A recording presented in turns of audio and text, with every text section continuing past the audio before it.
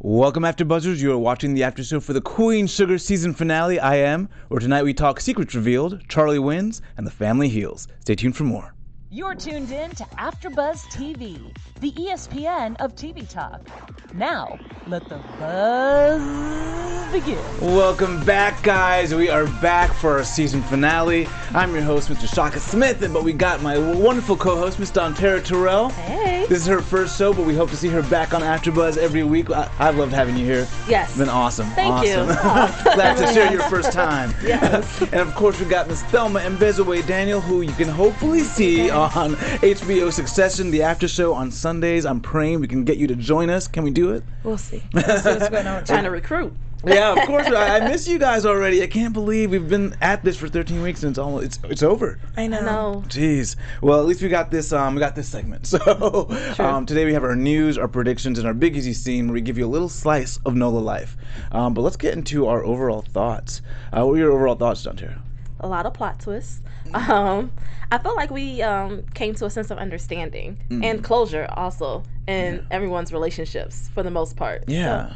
So, it was weird. Like, we weren't left with like a big cliffhanger or big like, oh my God, this has to be resolved. Exactly. Yeah. I loved how it all ended with them in all white visiting, her mom's gravesite. I felt like I said, it was like full circle. It was closure. Help again. Yeah. And also, I feel like maybe Nova was right in terms of with the book launch, she was trying to bring everybody together, I don't know, but that was my initial thoughts. Yeah, I mean, Nova will always have a point. It's always how she did it, Yes. But also with that, I think for me, similar to you, but it was like all divine intervention from just kind of like, Raw was not having it. Like, if it wasn't like mom left this as her dying wish, it's like, no, actually, no, we're not gonna rekindle this relationship. So I was really happy to see that happen, but also in terms of how the family had those chips to play, that was also really interesting to see. So yeah, I just love the spirit of healing. Like, I felt as a viewer, I was healed a little bit because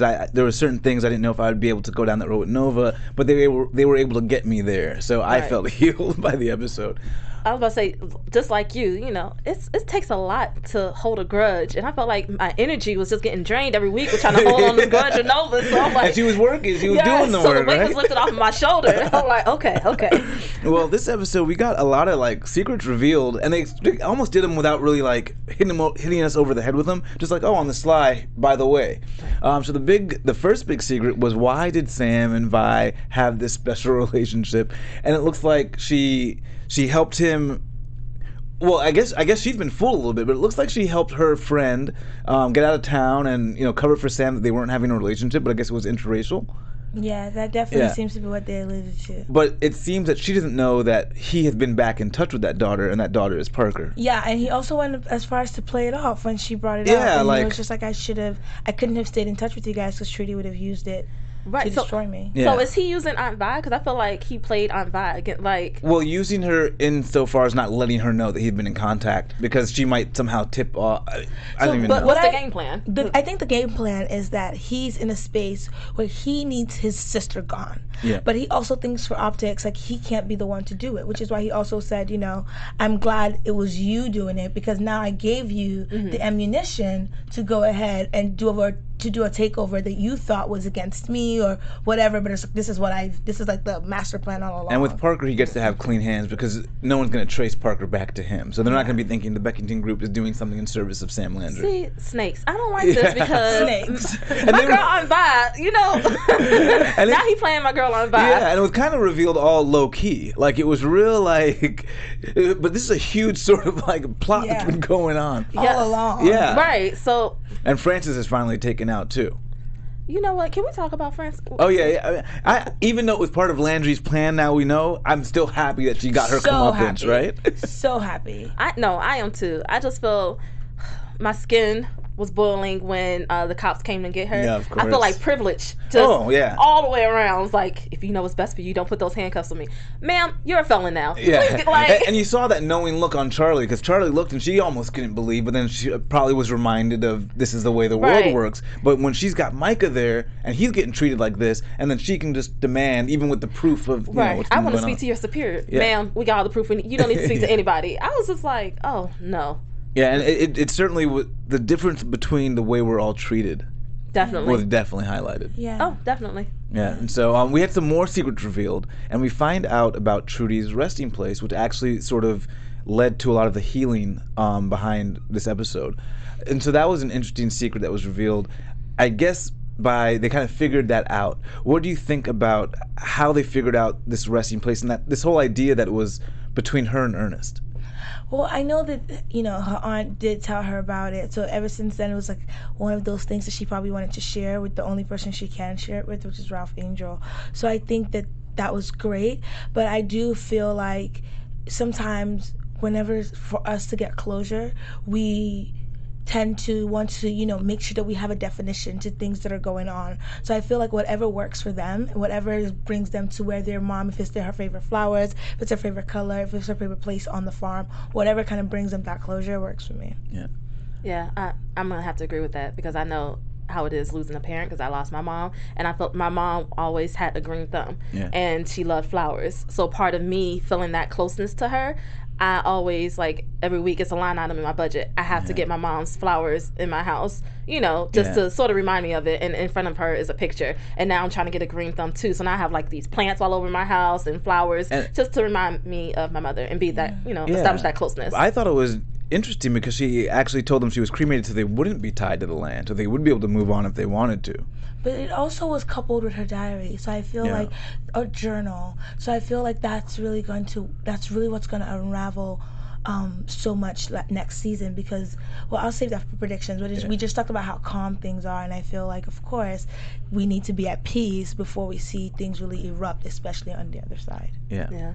And hopefully there's some stuff erupting in our chat, and we want you guys to be commenting and interacting with us. Absolutely, AfterBuzzers, we're so happy to have you guys because you help us be the ESPN of TV sports, of TV news, actually. So we really hope that you guys can help us by subscribing to our YouTube channel through dramas, realities, sci-fi, and more. Go ahead and hit that subscribe button. Also comment, reach out to us, and we'll be happy to reach back out to you and say thank you for watching and staying tuned. Yes, absolutely. We definitely appreciate the interaction. We see you guys in the chat. Shout out from the fans right here. We have Jamie Dupree, Ruru91, Doran Provis, Ace Ho Fetish, I hope I'm pronouncing that correctly, Darius Taylor, April, Ken from Chicago, and that's about it. Thank you guys for joining us. Thank you guys for joining us. See, the chat is lit. We love it. I was about to say, keep it popping. Yeah, right? And then we got to talk about Charlie's big win, which I almost wasn't sure how it was going to go. We had that 3%. What did you guys think about Charlie pulling off the win and what it now looks like it's going to mean for her being a cog in this machine? Oh, you want to go first?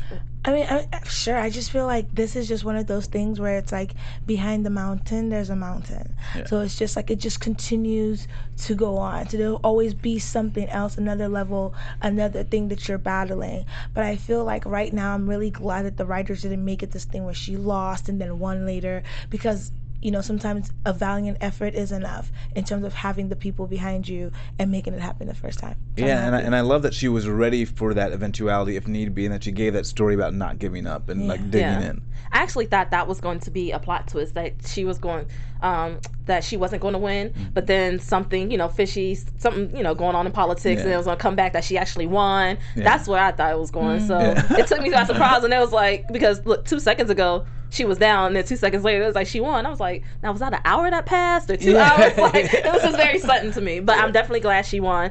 I feel like Parker, she might have met her match. Parker's. And can we please shout out Parker, who went to Spelman College and then went to Wharton and then right. HBCU. Actually, I did want to touch back on that from last episode because for sure I think that like right now we do have a new breed of people who are really coming in and making HBCUs and taking those names like to places higher and higher. Yeah. I feel like it's always been that way though. It has been, but I feel like even now, like it's something that people are more committed to. And I feel like with social media, like yes. And brief aside, did you guys see that? I think with Laura Ingraham had on a football player, and she asked him about. I guess there was some writing about. Some guy says you guys should maybe go to the HBCUs. Take your talent there. Or telling all the players to do that because they're bringing so much money to these different universities. The Atlantic article. The Atlantic article. And then he actually agreed with Jamel, and Laura Ingraham was completely caught off guard by that. But I think there is that sort of that push now. They're saying, look, HBCUs are valid institutions of education and higher learning and excellence, and we maybe need to be investing back in our communities in that way as well. Oh yeah, but I feel like it's always been this big push. Lately it's feeling like it's been more mainstream. Okay. You know, it might be a different aspect because I feel like I said, I grew up in that environment where we were always surrounded by that. So maybe it might be, to your point, it might be a little bit more mainstream. I think I was just always sort of accustomed to it. So that's why it's always just been a great push in our household. Yeah, and I think we're seeing those issues like kind of pop up on the show. Right. Oh, and I want to make a correction for last week because I was so caught up in the moment. PWI is predominantly white institution, not private white institution. Okay. So I just wanted to make that clarification. I never even heard that terminology. Yeah. And also, while we're making, clarifications, it's the ESPN of TV talk. Okay? Yes, this is go ahead and stand that. Let's go ahead and do that right now. But with Parker, I'm excited to see how this unfolds. Yeah. I'm like, woo, yes, with this competition. And I think part of Charlie winning, Charlie actually for me won before the race was called, when she gave that speech coming out of the precinct. Dawn Line Gardner always, they give her these moments and she always steps up and goes above and beyond. What did you guys think about her delivery there? When she came out of the precinct, Ooh, she said that with so much conviction and just authority, and she held that down. Yeah, I was like her public speaking is on a whole nother level, and look, I'm like, Charlie, please. When she said when you come after my family, you can't miss, and you missed. And did you see how Vibe was like looking at her from the side? Vibe was looking like, that's my bloodline. They literally were all standing there, like it was just like wonderful, like a formation video. I was like, this is absolutely fabulous. That scene was beautiful. I loved it. I will admit, when Charlie met with Francis, number one, when Francis was like, I did you the order of ordering you some tea, and Charlie drank it, I was like, man, you shouldn't have drunk that tea. I did notice that. I was like, you drank that tea? Right. But then also, when Charlie started talking about all the evidence that she had against her, I was about to get mad because I feel like a lot of times Charlie prematurely shows her hand. I hate that she always just goes for it. I'm like, play it out, But then when the police came out, I was like, okay, now. Because Francis really did play it off like for a moment. And I was like, did she actually send the emails? Because I'm actually believing her at this point. Right. But like, she's always like that. Very calm and what do you mean? I don't know what you speak of. She definitely tried to play it off. But I feel like Charlie just came in. First of all, that outfit, wow. That suit, wow. I was like, wow. She came in ready to win. So I feel like in every aspect, it was something that we've all been waiting for, especially ever since she called her mulatto. I was like, So, and we got to talk about the family healing. We had different elements of family healing, but let's go ahead and start off with Ra and Darla and Blue as a unit. It was nice to see Blue get that closure from the father. Not from the grandfather. What did you guys think about that moment and how Blue was able to receive this last gift? I'm looking at them. Okay. First of all, I thought it was great. I thought it was fabulous. It just took us off. It took me off guard. Because I don't know, and I think that also has something to do with how in society we relate gifts to maybe like some kind of like monetized worth. Yeah, material. Like it will like be a beach ball. You know what I mean? But it's like, to be honest, that's actually really relevant for where he's at in life and probably the experiences that they share together. So it was definitely a learning moment. If y'all would have seen these two faces when he opened that gift. I mean, were we the only ones in the chat? Were we the only ones taken aback by the beach ball as a gift? I thought it would be. A beach ball, and then immediately Ron starts explaining because you like the beach. No, I will admit, at first I just thought it was so much more because they've been building up this anticipation. Remember when he found the boss? I'm like, oh my gosh, what is this? And then it was the beach ball. So at first I was taken aback, but then I was like, you know what? It don't even matter what it is. It was just like a last parting gift from his grandfather, who he adored, who he admired. So I mean, the box looks like it was worth more than the beach ball. Okay, let it go, Shaka. No. But there was. You see what? But no, by the end of it though, there was that moment where he said, "Pop's breath is in here," and that to me was like very powerful. And so I almost wish I would have seen it from that angle a little bit earlier. But that to me was really powerful. Yeah. Okay, so has either one of you lost like a close person to you, like a parent or anybody? Like no, like a your grandmother. Were you like close, like Blue and? Not as No, not as close as that. Okay, because I was going to say, that's what made me, like, sort of change my mindset when I saw the beach ball. Because, like, when he said, you know, Pop's breath is in it. Yeah, that. And then, like, I have my mom, because I love to write, she had bought me a journal before she passed, and it was, like, a gift for me. And so I was reading the journal. She, like, wrote a little message inside of it at the beginning page when she first passed away. Yeah. But literally, during my grieving process, I would not let that journal out of my sight because I was like, my mom touched this journal. Her hands were on this journal. This is so, I felt like that's why I was like. That connection. Yeah. So that's why I was like, okay. Yeah, that's going to be, it might be his new Kenya, that beach ball. Yeah, so. And then that kind of sparked, or I guess Darla wanted to continue that conversation. And, you know, of course, I've been on a roller coaster with this relationship, but I liked the connection I saw in this episode. What did you guys feel about the connection, the trueness of the connection, and the lastingness of the connection? I think that Ra is so used to playing a role of somebody who is saving Darla from everyone, including herself. And I think that Darla is trying to go out of her way to prove that she's standing on her own 2 feet this time. Yeah. So I think even when we had that moment of him saying, like, all the things that he said and just topping it off with, you know, I don't hold any of it against you or something along those lines, and she's like, absolutely not, you know. I need to take responsibility for my actions.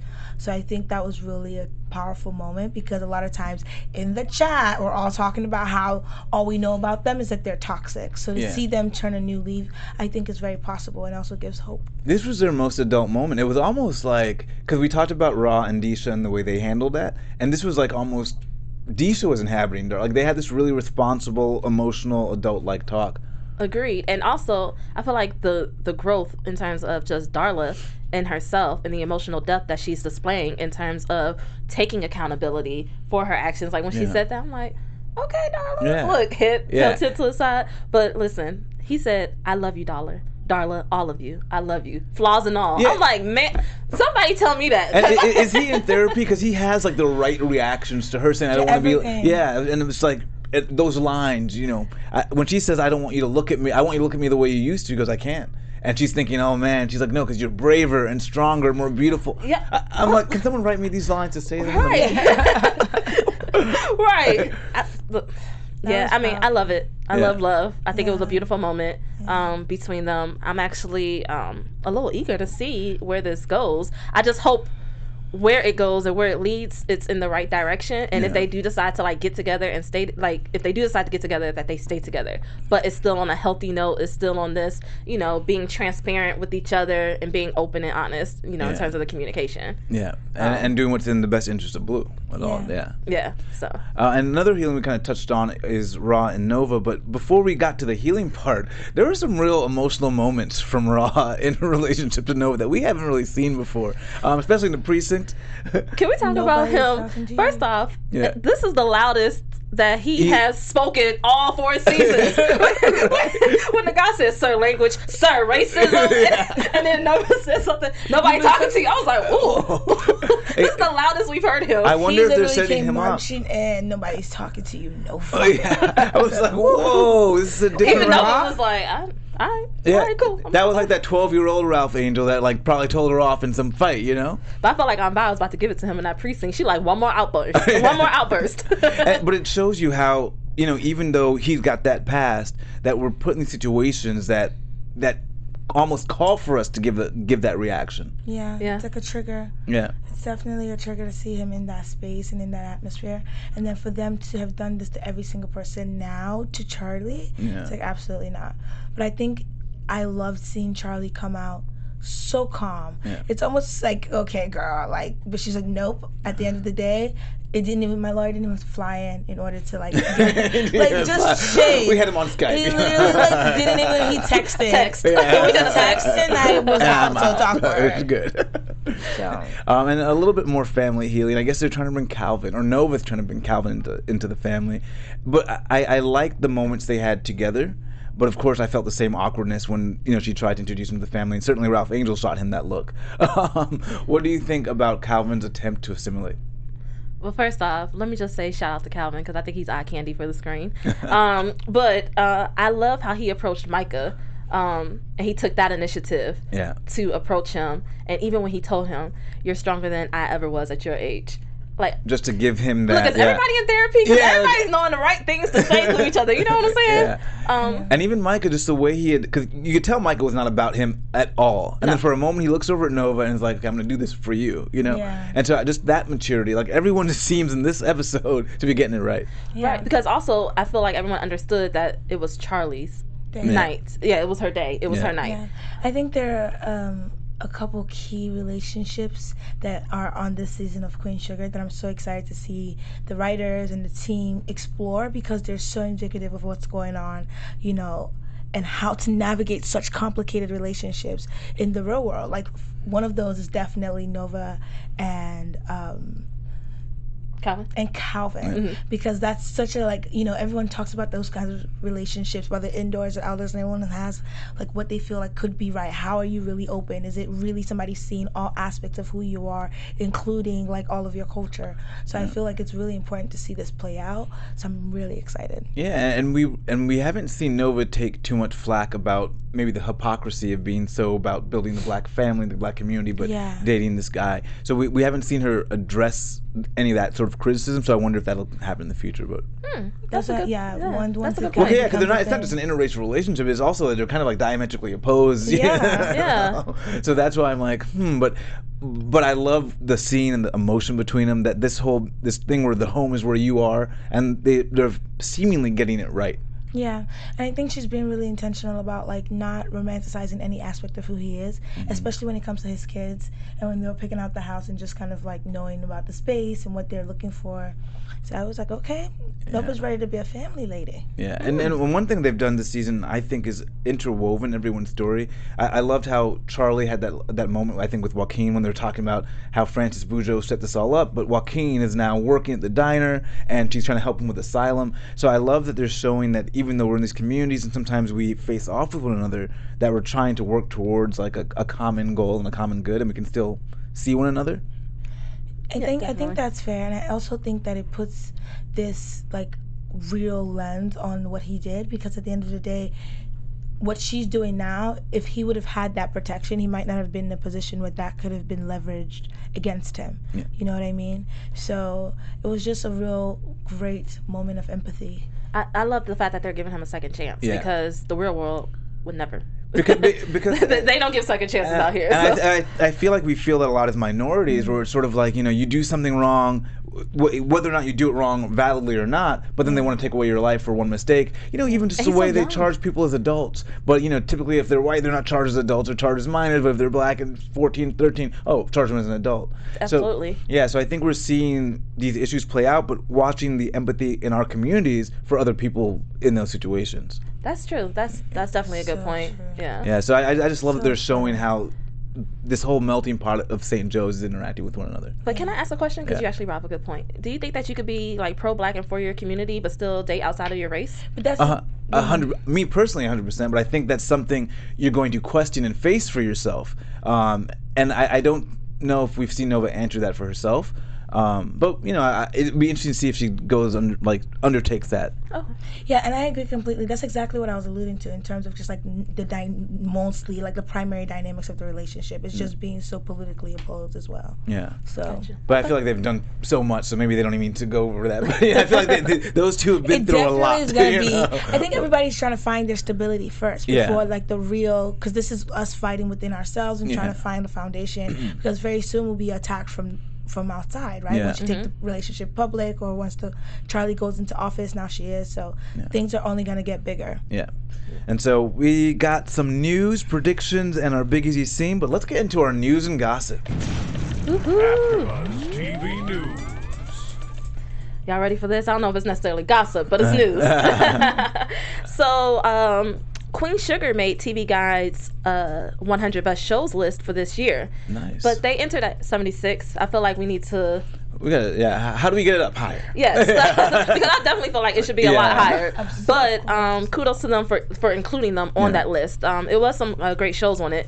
So a lot of the cast members were super excited, and they tweeted it out that they were excited that their work is like being noticed and everything. Also, our girl Aunt Vi, or Tiffany Lifford, she has a book coming out. Tina Lifford. Tina Lifford. Sorry, what did I call her? Tiffany. Tiffany. I'm sorry. Excuse me. Tina Lifford. The Little Book of Big Lies: A Journey into Inner Fitness. It'll be released on November 19th. Ooh.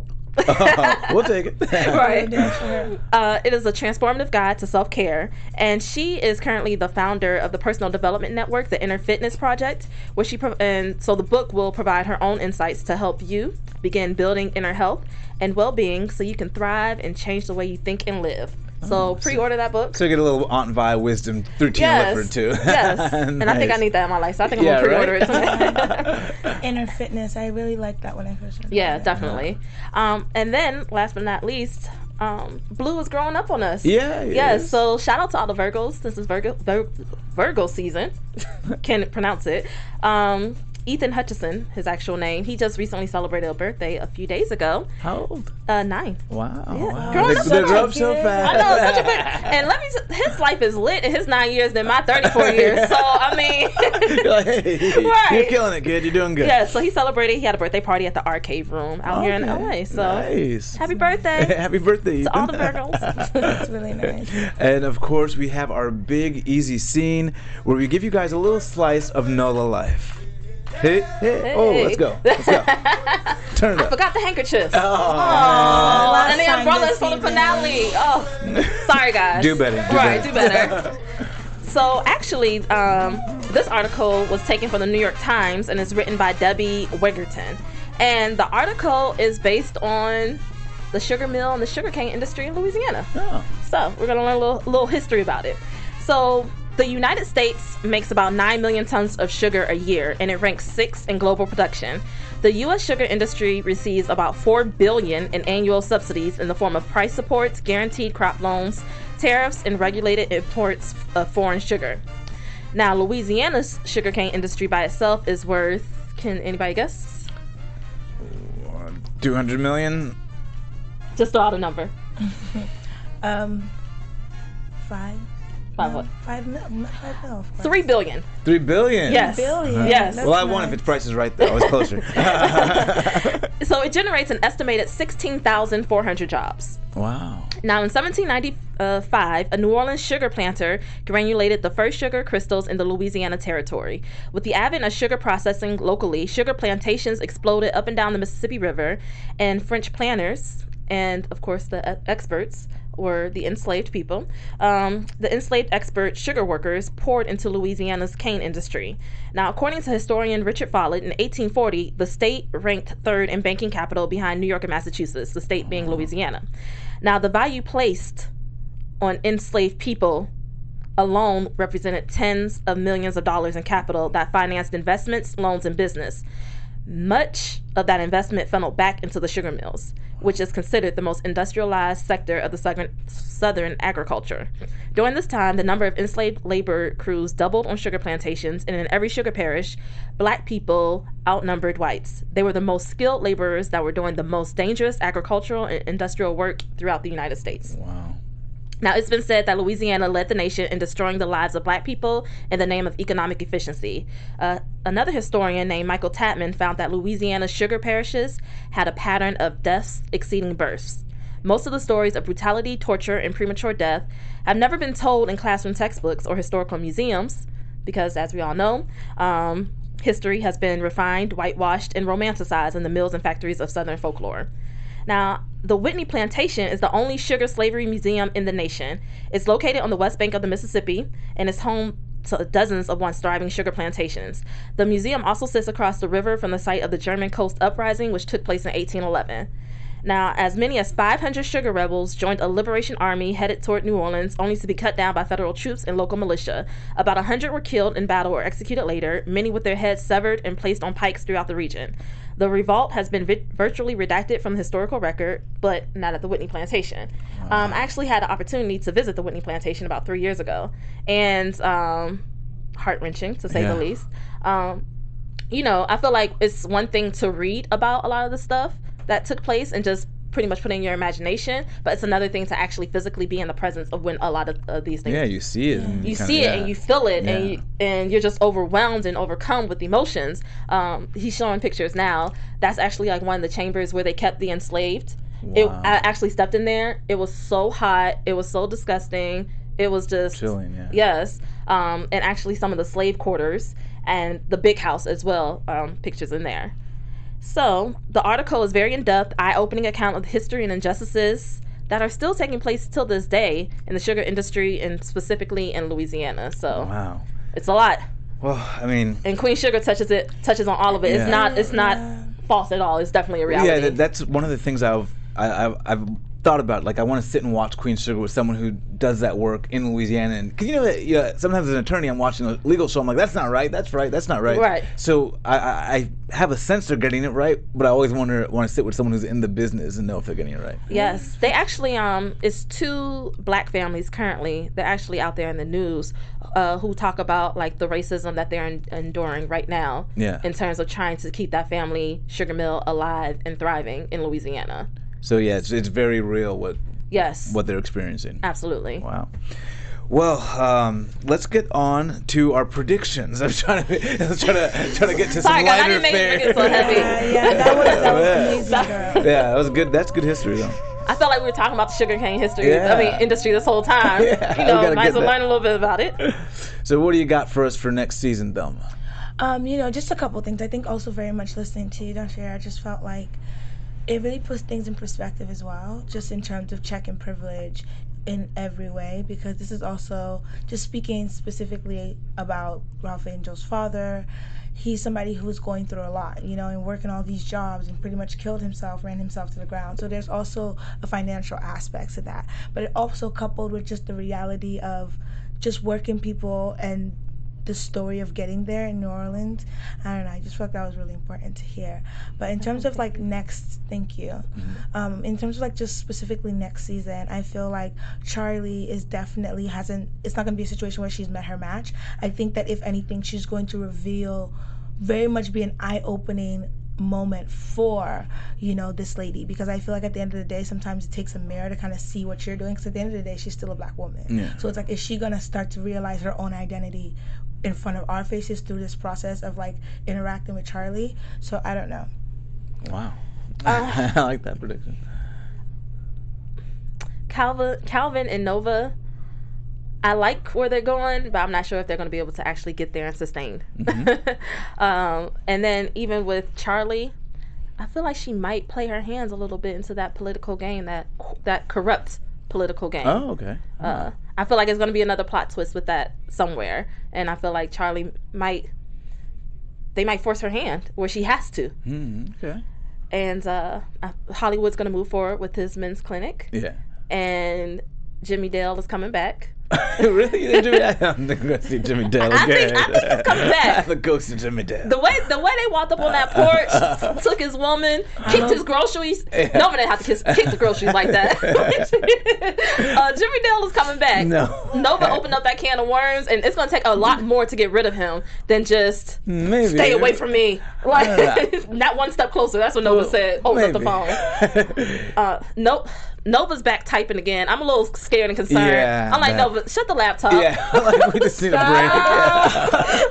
Like, shut the laptop. I deal with you guys who said no. Well, when we heard that voiceover, we're like, she's not typing again. Right, and then sure enough, with a big smile on her face, I'm like, oh gosh. We just did Give this. her a chance. Give her a chance. Believe in people. Give them a chance. It took us 13 weeks to finally, Yeah, to like forgive you, and then you back to fully typing. She's supposed to give up on her dreams? Wait. Are we to say that she wasn't successful in achieving her goal? No, she wasn't. She wasn't. No. She definitely. I like that question though. But she wasn't successful in achieving. You don't think she was successful? So I don't know if we have to define what we all think her goal is, though. Well, what do we define as successful as well? Well, to me, her goal was to, people are dying because of their secrets. So let's expose the secret, and people will live freer from their secrets. Yeah. They will live happier lives. Each and every single one of those people, though the ruckus that happened prior to. I think they would have gotten to where they got to, and without the ruckus, and could have been prospering even more. So we see this, and we don't see. Answering the question. No. I think she ruined it for them. I think she ruined their journey. I think she made their journey difficult and arduous. I think they could have had a different journey that saw them in higher places. Do you think that everyone has forgiven her and it's not going to get thrown back in her face next season? Because sometimes you can be like, I forgive, but you still, really don't. They currently have the spirit of forgiveness, but of course, if she does something in the same vein, then naturally we go, but you just did this. Just like we kind of had that whole visceral thing. We saw her typing again. So if she comes out and is like, hey, but read this first, they might have that same reaction like Nova. But I do think they have genuinely forgiven her. I think Ross still's got more work to do. And as she admitted, like, I know I have to earn your trust back. But yeah, I think they're genuinely forgiving her. But it could come back to bite her if she tries to go down a road similar to that. Right. That's true. I feel like she could have achieved this without the book. Just how that journal 101, that 101 time, and they could expose the family secrets. So like I'm not sure if she necessarily achieved what she. Darla could have been open and honest with the family and everyone she needed to be without losing her job and relapse. And so maybe it was an eye opener for Darla as well. Darla in terms of her relapse. I think everyone. I have to agree. Right. I have to agree to disagree on this one. I think that at the end of the day, when the dust settles, in my opinion only, that yes, Nova did achieve her goal, but in the process, she learned that there are other ways, and there are better ways to do things. I think that's what I would say. I think she wanted to free her family unscathed, and she freed her family, but they're not unscathed, and that's why I don't think she reached her goal. That's right. Yeah. And it's still in the court of public opinion. The book is out there, and everyone's still gonna have questions. Everyone's still like. Oh yeah, and there's still maybe more fallout. People may still have repercussions as a result of the book, but it looks like the biggest stuff is kind of internally. Over, externally, I feel like we don't know how it's gonna go. But right. I think we might see the family get a little famous, and so I'll lead that into my predictions. Is I think there might be the family getting a little famous next year as a result of the book, where people are say, I love your story, I love your story. Maybe they want to make it to a movie, and that might be another source of tension, because everything ended so cleanly. There's got to be some tension bubbling up. I do think Hollywood's going to go ahead and start this men's group, so I love the way that's going, and I love seeing him and Vi back on the same page. You're like, what do you got? You got something? I do, but go ahead. I'll let you finish. I'm gonna let you finish. And let's see. We got Ra and Darla. I don't know if that. I think it's actually right. I think it's going to end well. Just so that last conversation, their conversation was so adult, was so responsible that I think it may end well. But they're going to have some external forces. They're going to deal with, I think, the rape issue. I think they're going to deal with this other character because they dropped little nuggets. Saying his name, being very specific about it, I think that character's going to come back up next season. I don't think we see Jimmy Dale. I think he was embarrassed enough. And, there comes a point where you realize, okay, she won. I think he's there, See, that was going to be my prediction adding to that point. Jimmy Dale going to join the men's clinic. Oh. Pop up in there. Okay. He needs some healing too. He needs some healing too. He needs to talk to somebody. Maybe. We'll see. We'll see. I'm over Jimmy Dale. Yeah, I'm over Jimmy. Like, we don't want to see Jimmy Dale. We don't. But, I mean, it could be plot twists. I mean, even though Queen Sugar is based in reality, they still have to keep, Yeah, it could be. We'll see. But if they do it, they will do it in a way that's realistic because they always make that happen. Definitely. But with Ralph Angel and Darla, you said they're gonna have to deal with some external forces. They've been dealing with external forces since the beginning. Well, no, I think that rape issue is gonna come back up in terms of maybe trying to find this guy that did it because they were just so specific about naming his name in one of the episodes that I think they were setting that groundwork for that. So, and there's got to be tension, right? Because right now everyone is left like, oh, I think this is great. So I think there's going to be some tension there. But yeah, I think that's pretty much it. That's pretty much it for my prediction. Wow. Of course, you got Charlie and this whole, Parker issue. They're going to face off, and I don't know which way that wind's going to blow quite yet. I think Parker might take the land. in deep denial. You think she's in denial? What do you mean? I believe. Well, we'll see. We'll see it play out. What about out. identity? Well, right now Parker's very much about the bottom line. And yeah, but I want to know if that's what she really believes, or is that what she's been told to believe? Is this like internalized traditionalism in whichever way you were brought up? Well, yeah. I mean, I actually agree with you in the way that I think maybe she doesn't identify as black, but she will start to get to that identity. So I don't think it's like purposeful. I think she's just been raised in a certain way, and then maybe through the interaction with Charlie, she'll start to see some things. I don't think she necessarily gets to it, but maybe she even comes to it because she doesn't realize it. You're like, how did we get all to this? How did y'all figure out that she doesn't identify as black or could possibly? No. We're just saying that could be something. That she also okay. And the conversation with Charlie seemed to indicate like, hey, this is St. Joe's, and it just seemed like Parker was like, I don't care about race or color. It's about the money, it's about the bottom line. Yeah. That's what I got from that conversation. And I think her not seeing it all the race and not even being empathetic towards it means that there's some disconnect there. Yeah, she also went to like Spelman. She's pretty aware, I would say. So she should be, but it's like there seems to be a disconnect. But did she? Ivana said she thinks she went to Spelman, right? Or did she know for sure? Did she know for sure? Oh no, I think she said. Yeah, she said like I think I heard Spelman. I'm assuming she was correct, but she didn't say like with certainty. But Spelman and then Wharton. Yeah. Okay. Cool. Yeah. So we'll see. But I like Parker's character. I think we're gonna be set up for some explosive. I love this face off. Yeah. It was just really just intense. This entire episode was just so intense. We were all just like, okay. Yeah. What's next? And they're basically like, Charlie, we're not going to give you all the bomb lines. So Parker, come on in. Let's see what you can do next season. Because I think they're going to be equals for most of the season until we see one of them pull ahead. Next season is all going to be about them facing off. Yeah. Constantly. Yeah. It will be fun. Yeah. But I just want to say I'm proud of you, Micah. You did make the right decision. I'll definitely say that. And Micah and Kiki. I'm still not. Jury's still out for me, but I love that he's going to be close to Kiki. Understanding. He made the right decision. You know. He definitely did. He's going to be close to Kiki, so we'll see. So glad you guys joined us. My name is Shaka Smith, guys. We got to wind on down, but you can find me on Twitter, Instagram, and Snapchat at Shaka Strong. And my name is Dontera Terrell, and you can find me on all social media at Dontera Terrell. And my name is Dalmain Bazeway Daniel. Thank you guys for joining us. You can catch me at Instagram at Dalmain. We'll see you season 5. Bye, guys.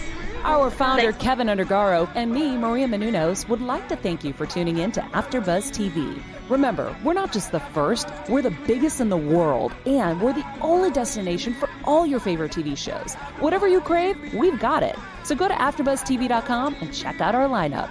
Buzz you later. The views expressed herein are those of the hosts only and do not necessarily reflect the views of AfterBuzz TV or its owners or principals.